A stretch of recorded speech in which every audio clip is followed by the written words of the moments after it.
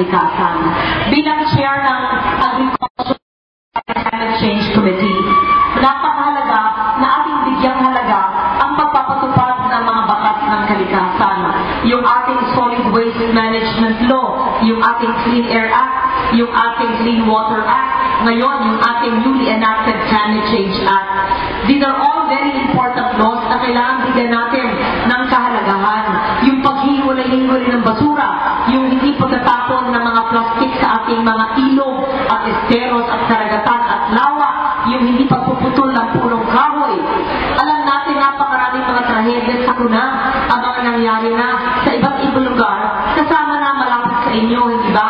A few years ago, sa Ugot, Southern Leyte, maski ako'y hindi senador no, nagpunta ako sa bigay ng tulong at nakita ko kung paano linamon ng isang bundok ang isang village o barangay at maraming namatay na kabataan at mga hindi dapat namatay kung tayo nangangalaga sa ating kapaligiran.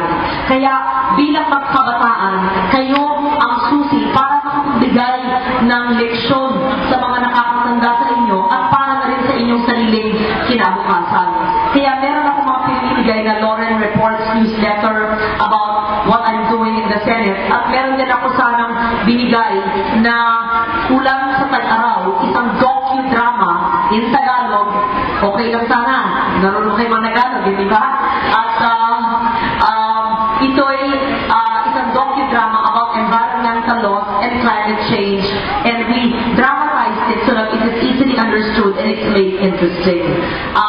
Bilang chair ng Climate Change Committee, talagang pinapamahagi ko sa mga LGUs na ipamahagi din sa mga grassroots, sa ating fisher folks, sa ating farmers, yung importance ng understanding and adaptation to climate change.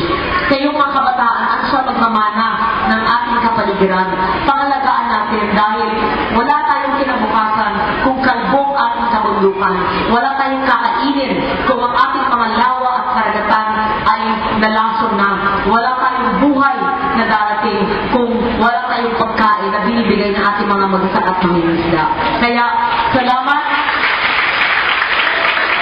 sa pagkakataon makausap kayo kayo umagang sa bagamat na ikli lamang at sinabi po sa atin na i-clarify ko daw yung matagal ng issue na paikot-ikot na hindi naman totoo para sa ating teachers dahil noong 2004 elections, nung ako'y tumakbong vice-presidente, may mga paninira na mga text na nagsasabi na nag-file daw ako ng bill para tanggalin ba ang sweldo ng teacher during summer.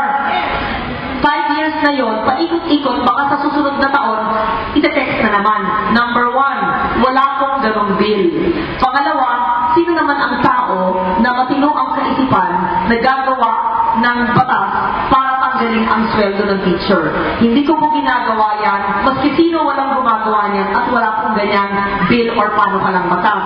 In fact, the opposite, ang aking final ay para itaas yung entry level ng salary grade ng teachers at para dagdagan ang sweldo ng teachers.